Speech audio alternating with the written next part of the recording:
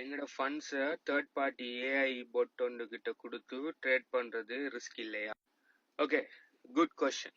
Okay, so அநேகமாக நாங்களுக்கு இந்த doubts இருக்கீங்க, எப்படி நம்பி நம்ம ஒரு ட்ரேடிங் போட் வந்துட்டு நம்மளோட ஃபண்டை கையால் கொடுக்குறேன்னு சொல்லி. Okay, so first of all நீங்கள் ஏஐ ட்ரேடிங் போட், அதாவது ஏபிஐ ட்ரேடிங் போட்ஸுக்கும் பிரமிட் ஸ்கீமுக்கும் பொன்சி ஸ்கீமும் இருக்கிற வித்தியாசத்தை விளங்கிக்கொள்ளணும். முக்கியமான விஷயம். ஓகே, ஸோ பார்த்தீங்கன்னு சொன்னால் நான் ரெக்கமெண்ட் பண்ணுறேன் ஏபிஐ ட்ரேடிங் போட்ஸ், அப்படி இல்லாட்டி எக்ஸ்சேஞ்ச் ட்ரேடிங் போட்ஸ் எல்லாம்.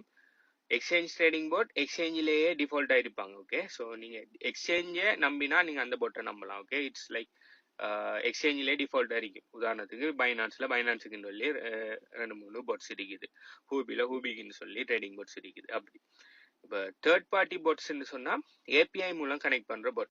ஸோ அதுக்கு வாரத்துக்கு முதல் பொன்சி ஸ்கீம்டா பிரமிட் ஸ்கீம்டா என்னன்னு சொல்லிடுறோம். ஓகே, பொன்சி ஸ்கீம் பிரமிட் ஸ்கீம்டா என்னன்னு சொன்னால் அவங்க என்ன பண்ணுவாங்க, நாங்கள் ட்ரேட் பண்ணுறோம், நாங்கள் மைண்ட் பண்ணுறோம், இல்லாட்டி நாங்கள் எதுன்னு செய்கிறோம், உங்களோட பணத்தை எங்கள்கிட்ட தாங்கன்னு சொல்லி அவங்களோட கம்பெனிக்கு அவங்களோட வாலெட்டுக்கு நம்மளோட பணத்தை அனுப்பி நம்மளோட பணத்தை அவங்க வச்சுக்கொண்டு ட்ரேட் பண்ணுற ஏதோ செஞ்சு உங்களுக்கு இத்தனை பர்சன்டேஜ் ஒரு நாளைக்கு நாங்கள் ப்ராஃபிட் தரோம், இல்லாட்டி இன்ட்ரெஸ்ட் தரோம், ஒரு நாளைக்கு 1 to 2% இன்ட்ரெஸ்ட் தரோம், இல்லாட்டி மந்த்துக்கு 20% தரோம்னு சொல்லி சொல்றது, கிளைம் பண்றது pyramid scheme, ponzi scheme. Okay, so அப்படியான ஸ்கீம்ல இருந்து எப்பயுமே தவிர்ந்துடுங்க. அதுதான் ரியல் பிரமிட் ஸ்கீம்.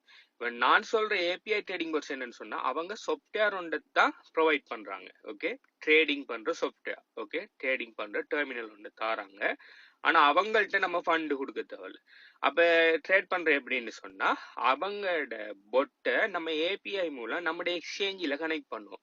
ஸோ எக்ஸ்சேஞ்சில் கனெக்ட் பண்றது அப்ப சேஃபான்னு கேட்டா சேஃப். என்ன காரணம்னு சொன்னா நம்ம ஏபிஐ அவங்கள்ட்ட இருந்து எடுத்து எக்ஸ்சேஞ்சு கனெக்ட் பண்ணல, எக்ஸ்சேஞ்சில இருந்து தான் ஏபிஐ ஒன்று கிரியேட் பண்ணி அந்த ஏபிஐயை பொட்டுக்கிட்ட கொடுக்கும். இது எக்ஸ்சேஞ்சே அலோவ் பண்றாங்க. ஓகே, எக்ஸ்சேஞ்சே தேர்ட் பார்ட்டி ஏபிஐ மூலம் தேர்ட் பார்ட்டி கம்பெனிஸ் உள்ள வந்து உங்களோட ஃபண்டை எக்ஸஸ் பண்ணலாங்கிற அலோவன்ஸ் தாராங்க.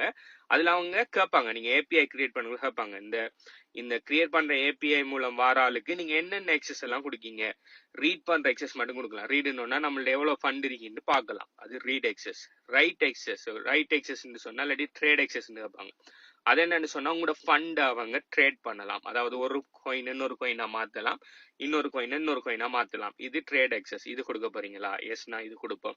மூணாவது இன்னொரு கொஸ்டின் இருக்கு, வித்ட்ரோவல் எக்ஸஸ். அது டிஃபால்ட்டாவே அநேகமான எக்ஸ்சேஞ்சில் அது நம்ம கொடுக்க இயலாம தான் இருக்கும். ஓகே, டிஃபால்ட்டாவே அது செக் பண்ண இயலாம தான் இருக்கும். சில எக்ஸ்சேஞ்சில் செக் பண்ணக்கூடியதா இருக்கும். அதுல கேட்பாங்க மூணாவது என்ன எக்ஸஸ் கொடுங்க, மூணாவது வித்ட்ரோவல் எக்ஸஸ் கொடுங்களான்னு. அதை நம்ம டிக் பண்ணாம விடணும்.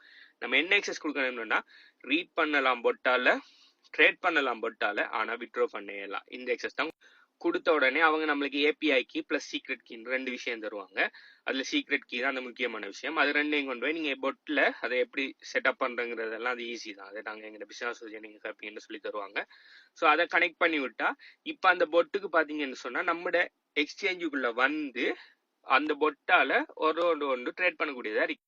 ஸோ நீங்க என்ன பொட்டுக்குன்னு சொல்லி ஒரு வெப்சைட் இருக்கு, முன்னாடி ஆப் இருக்கு, அந்த ஆப்ல போய் நீங்க எந்த கோயின் ட்ரேட் பண்ணணும், எந்த ஸ்ட்ராட்டஜி நீங்க ட்ரேட் பண்ணணும். சில போட் பாத்தீங்கன்னு சொன்னா 100% ஆட்டோமேட்டட் போட்டும் இருக்கு, செமி ஆட்டோமேட்டட் போட்ஸும் இருக்கு. செமி ஆட்டோமேட்டட் போட்ஸ்னா என்ன மாதிரி ஸ்ட்ராட்டஜி என்ன மாதிரி செய்யணும்னு சொல்லி நீங்க கொடுப்பீங்க. ஃபுல்லி ஆட்டோமேட்டட்னா நீங்க செலக்ட் பண்ணி மட்டும்தான் அதுவே தானா எல்லா ட்ரேடையுமே பண்ணிக்கும்.